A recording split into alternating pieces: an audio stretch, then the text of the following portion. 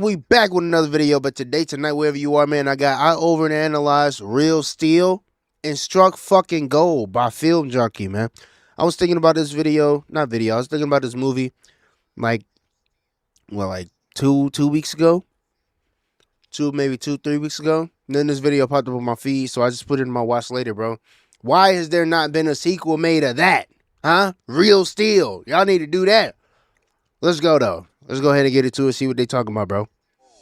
Aside from the fact that the robots in Real Steel are real, as in they and really I got some built tacos. moving, pilotable versions of some of these robots over 14 years ago, I wanted to make this video because Real Steel isn't actually about those robots. Yeah, I know. Film Junkie, you've lost your damn mind. And yeah, I get it. I thought I was going insane as well. I had no idea where these thoughts were coming from. Real Steel is not about the robots. That's what you just said. One more time and came back across this scene, and it all started to make sense. So, let me explain. When analyzing Real Steel, I've come across 3 different layers or levels of analysis that result in different but complementary interpretations of the same film. The first surface layer interpretation is of course that the film is a classic underdog tale coupled with a story of a father righting his wrongs. Right. That the movie is a fucking crazy, piece bro. of entertainment which doesn't try too hard to be anything more than just that. And while there's absolutely nothing wrong with viewing Real Steel as just that, it does leave out a good bit of detail which was hiding right under the surface. So let's dig a bit deeper and move on to the second layer. It's at this point where you'll find that on top of everything from the first one, the film also kind of tries to tackle the relationship between man and machine. This interpretation lets us get a glimpse into the darker side of the world of Real Steel, where the things that we love are slowly being taken over by machines. What changed? A good question. And that's happening in the real world. Why? Because the money moved on. And as that happens, the things people value about those art forms also shifts. I mean, people wanted more carnage, more show. This interpretation makes you question if it's worth losing that human aspect of something in exchange for a bigger, flashier version of itself. He didn't even survive the first round. Is that what you think boxing is? Zeus beating up some piece of steel that they feed him? Actual's not just some piece of steel, and now that is what boxing is now. Deal with it. It makes you question what makes Oh, those no. things that we I see the metaphor that he's talking about. Max is boxing now. Deal with it. Robots are boxing now. Like robot is or AI art is art. No, it's not, bro. That's just a computer doing computer shit. You tell the computer to blow up the world, it'll do that. Supposedly. Supposedly. value important in the first place? Is it because of the result or because of what it took to get there? And finally, we have the third layer, which as of making this video, I haven't really seen anyone talk about yet. And this third interpretation is that on top of everything else, a good portion of Real Steel is actually Charlie reliving his past, but with a different perspective. But before we get into that, there's something I'd quickly like to mention. Making these videos takes a lot of time, and what usually happens when I search for materials or information is I'd end up with 50 different tabs. That's why I've personally been a long-time user and big fan of Opera. Tabs depending on them. If you ever need assist without leaving an image, that back to the third interpretation by downloading Opera using the link below. Okay, going back to the third interpretation I was talking about. I already got it, big dog. This whole idea of Charlie reliving his life sounds a little bit confusing, so let me explain. I've always held the belief that two people can live the exact same lives, but come out with two completely different stories. What creates that difference is how each of those two people decide to view and experience those same how you events. interpret Real it. Steel puts a heavy emphasis on that belief by having Charlie basically relive important moments of his life right in front of us, and even uses Max as a way to compare the results. First, what the heck do I mean Charlie is reliving his life? Okay, for example, take a look at the final fight of the movie, where Atom fights Zeus. This fight is basically a recreation of the fight Charlie had against the champ Nico Tandy back in the day when he was still a boxer. Check this out. And as Bailey tells us this story of Charlie's past, you'll start to notice a lot of these details sound pretty darn familiar. Charlie was just supposed to be a warm-up fight, an easy win. Nico wasn't even supposed to break a sweat. I'd like to buy your robot. Ah. It'd be a useful sparring bot for Zeus. First, Nico couldn't believe the balls on this nobody. I challenge Zeus to a fight. But This is a great video already, dog. I would have never looked at Real Steel in this manner. I don't think of it nothing more than like a great boxing underdog story. But this is interesting. This is interesting. I'm loving it though. I'm loving it. Charlie kept coming, and that's when Nico looked scared. Rich girl is ripping him a new one over there. You know why? Because they're scared. And you'll notice that from this point forward, a lot of what happens with Adam is basically exactly what happened with Charlie. Adam shocking the world and everyone watching as they see him do what they thought was impossible. He made the world champ get tired. I gotta tell you folks, the champ looks tired. This robot seems to be running on empty. He was toying with Nico. The top contender, #2 in the world, and Charlie was dancing. Man, I don't even think I watched this movie twice. I don't believe it. I love it, but And finally, Atom loses the fight. Still. The judges' scores come in, and Zeus is still the undefeated champion of robot boxing. What happened? Did Charlie beat Nico Tandy? No, Nico Tandy rung my bell and went on to be the undefeated world champ for the next 3 years. And still world robot boxing champion, Zeus! And on this part of the newspaper, you can see it even talks about the strategy Charlie used of tiring the champ out before attacking, which is the exact same strategy he used on Zeus. Please do something! Not yet. And since Bailey was at this fight back in the day, You were at the Nico Tandy fight? that's probably why she was saying "not yet" as she watched Charlie wait in the Zeus fight, because out of everyone watching, she's the only one who knows what Charlie is up. I always wondered what the hell she was talking about. Okay. That's cool. Okay, man. All right. Not yet.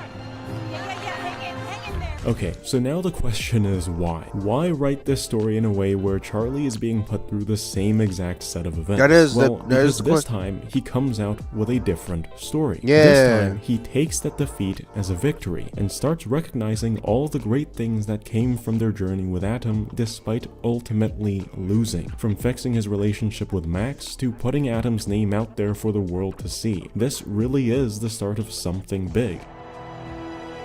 In comparison to his Great past, story, Charlie man. could have easily experienced these same benefits. His coach was basically family to him after all those years of training. He loved you like family.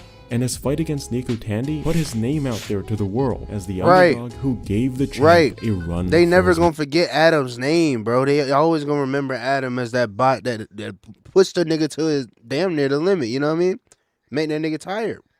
He had never gotten tired up to that point, and Adam was the one to do it. That's never gonna be forgotten within that ring, or within that industry. I guess that's what you could say. Industry. money. The only real difference is once again how he sees it. So he knocked you out?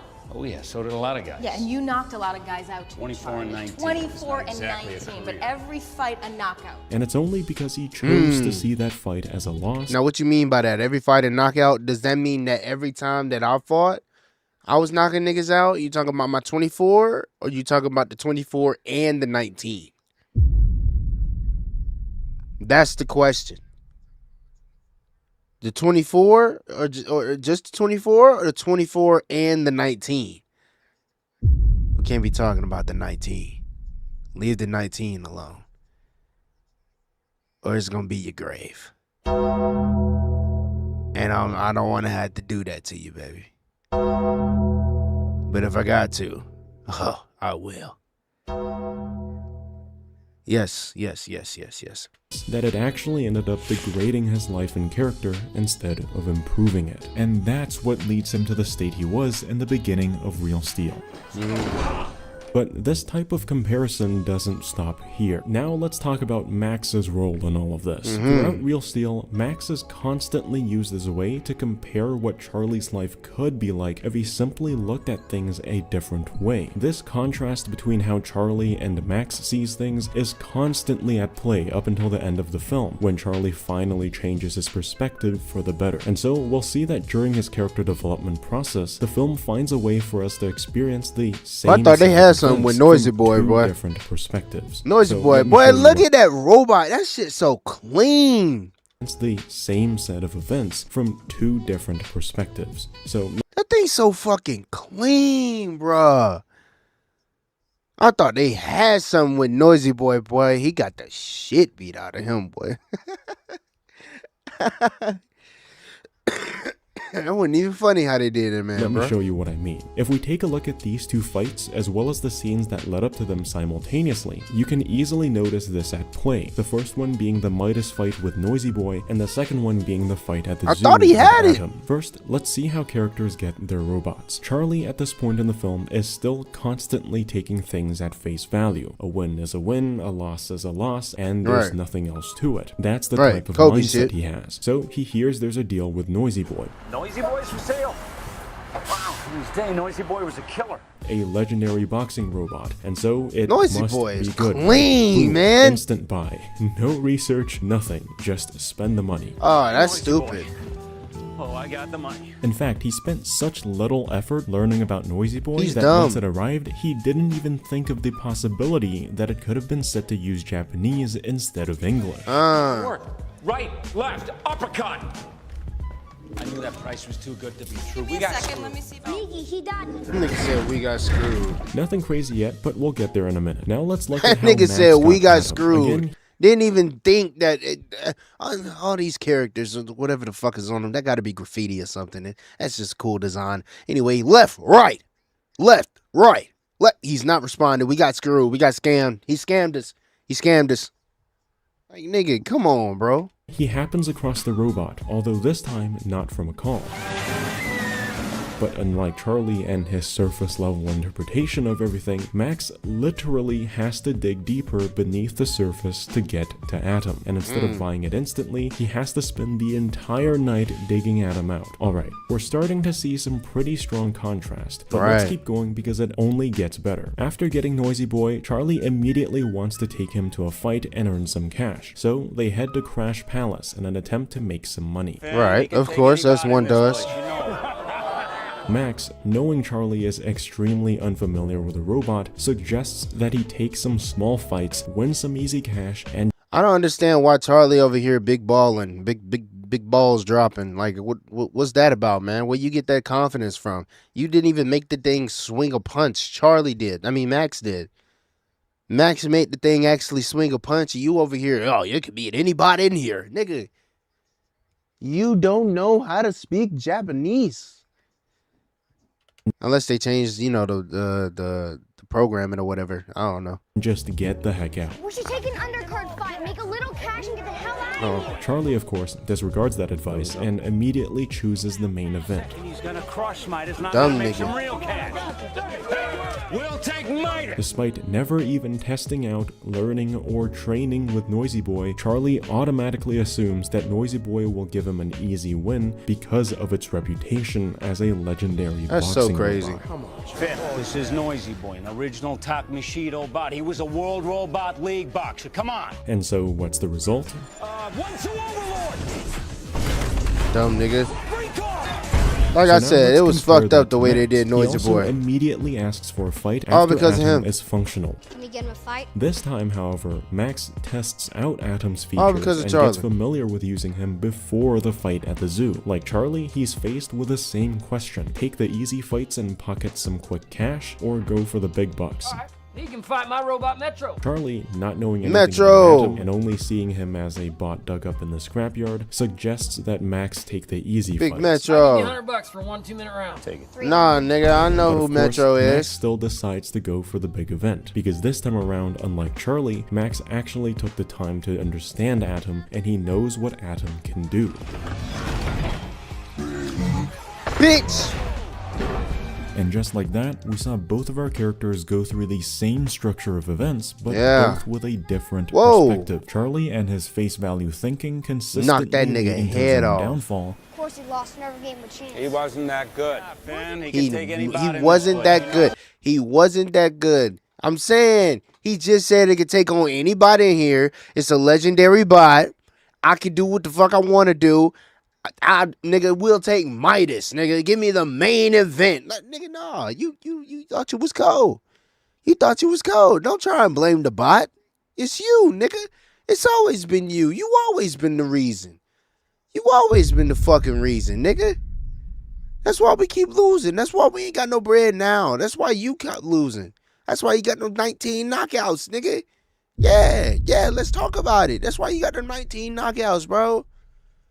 Come on, bro. Like, you doing too much, man. Too much talking, not enough thinking going on. That noggin is hollow, bro. I'm telling you, that noggin is hollow. That noggin is hollow. We gotta talk about it, bro. That noggin is hollow. He wasn't that good. While Max, who has a much better perspective on things, is willing to spend the time to dig deeper because he understands that the value of something is not determined by what you see on the surface. You had no idea how to fight that fight. Those combination codes, you didn't even know what half of them even meant. You just threw them in there cocky and half-assed. Real Steel loves to do these parallels or comparisons between characters, whether it's Charlie and Atom, Max and Charlie, or even Charlie and his past self. Charlie's perspective only really changes at the end of the movie, during the Zeus fight. This is when the film shifts from doing this parallel between Max and Charlie. He can't hear you. You know you're talking to a machine, right? Watch. Right. You're talking to a robot. I know. To doing a parallel between Charlie, his past self, and Atom. And in the case of Charlie's parallel with Atom, the shadow feature makes it so they're literally doing the fight in— They say, by the way, I always thought this while I was watching this fight too. doing a parallel between Charlie, Look at this his shit. past self, and Atom. And in the case— This nigga is using a controller, bro. He is using 2 controllers. He is using to 2 doing a parallel controllers. between That's Charlie, cheating. his past That's self, cheating, and Atom. nigga. And in the case of— Is it not? Is it not cheating, or am I correct? I might be crazy. I might be tripping. I might be tripping. Let me shut the fuck up. I might be tripping. I could have sworn that was cheating though. But I'm remembering earlier in the movie, I believe they were using controllers. So let me shut the fuck up. I think you use it however you want to. I just think Adam, the way you used Adam, was by way of shadow boxing. I don't think he had a controller. I think he was a shadow boxing bot. Charlie's parallel with Atom, the shadow And that was feature just makes the it so difference. they're literally doing the fight Bitch, in that parallel. was cold, man. Seeing that, bro, do y'all remember seeing that in the trailer? And in the case of Charlie's parallel with Atom, the Do shadow— y'all remember seeing that move in the trailer? And as soon as you seen, I mean, you already seeing robots move and fight and shit as a kid. Nigga, hell yeah, I'm going to see this. What the fuck are you talking about? And nigga, it got Wolverine in it. It got Wolverine in it. Nigga, yeah, I'm going to see this shit. feature makes it so they're But then you see this? doing Bro, that's so tough. That's so tough. the fight in parallel. That's so tough. Sold the movie for everybody that was interested anyway. This is I a made great this video dissection, because, bro. well, for one, I really liked this movie as a Me kid, too. but also because despite its many flaws, it does teach a pretty important lesson. Depending on the way you watch this film, you can either come out with an enjoyable experience or see it as a total failure. Just like what every parallel set of events in Real Steel showed us, the same set of circumstances can lead to very different results, just depending on how you see them. And Yeah. the same message also happened to predict how the film was going to be received, losing the judges' vote, but becoming the people's champion. And for me, that's what this film and what this video are ultimately about. Real Steel is a direct representation of how 2 people can live the exact same lives but come out with 2 completely different stories. Whether or not that story is one of defeat or Bitch. triumph is not up for anyone else to determine but you. And having the realization that I'm the one who gets to choose, that I'm the one who ultimately gets to decide how valuable the things in my life really are, Right. well, that sounds pretty good to me. And it all depends on how you want to take it. You know what I'm saying? How you get the bacon. Huh? Yeah. But hey, man, again, that was a great deep dive and a great dig into the movie Real Steel, bro. Again, by Film Junkie. Go ahead and go over to his video, drop a like on it as I just did. And yeah, man, if y'all enjoyed the video, like the video, subscribe if you fuck with the vibe. And I'm gonna catch y'all in the next one, man. Peace.